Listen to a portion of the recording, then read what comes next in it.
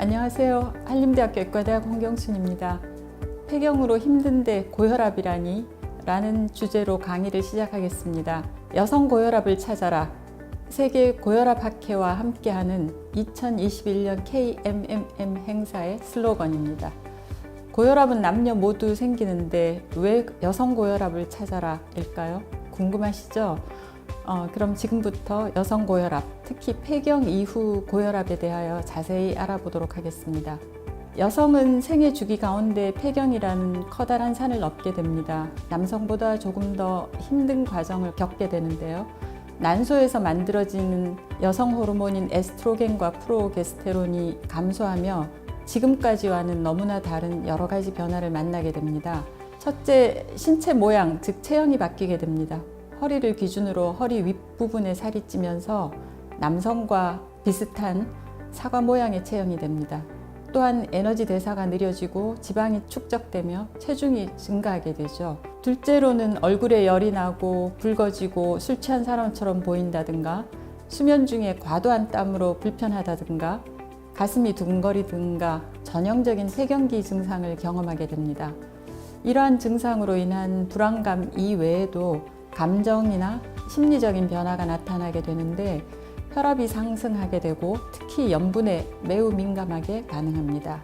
이러한 여러 가지 변화를 의학적으로 접근해 보자면 지질대사 이상으로 중성 지방과 나쁜 콜레스테롤이 증가하고 좋은 콜레스테롤이 감소하며 인슐린 대사 이상으로 당뇨 발생이 많아지고 복부지방, 즉 내장 지방이 쌓여 염증을 유발하고 고혈압이 발생하며 혈관 기능 이상 등이 있습니다. 앞서 언급한 모든 변화는 심혈관계 질환의 발생에 매우 중요하며 이 중심에 폐경기 에스트로겐 감소가 중요한 역할을 하는 것으로 알려져 있습니다.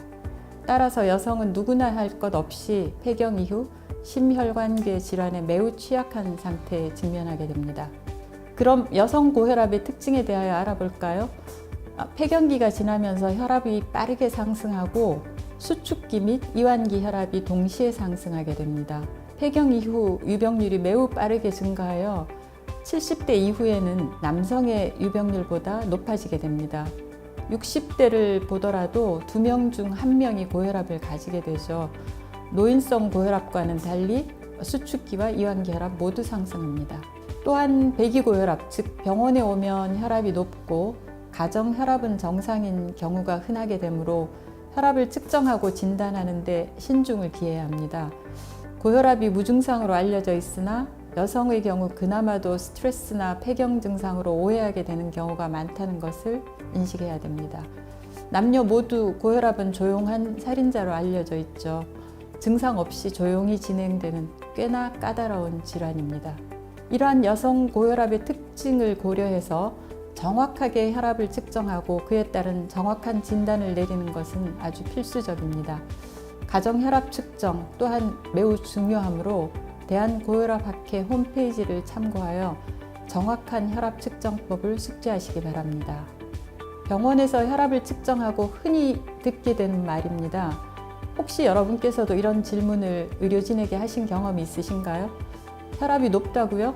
지금까지 혈압 높은 적 한 번도 없었어요. 오히려 혈압이 낮다고 들었어요. 원래 편두통이 있어 그럴 땐 혈압이 높아지더라고요.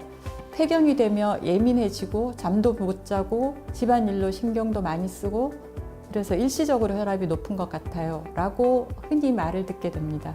임신 중 고혈압도 굉장한 영향이 있습니다.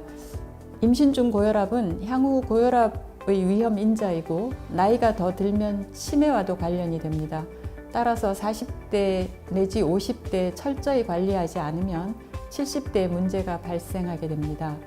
임신 중 고혈압이 있었거나 전자간증이 있었던 경우 고혈압 발생 위험이 높습니다.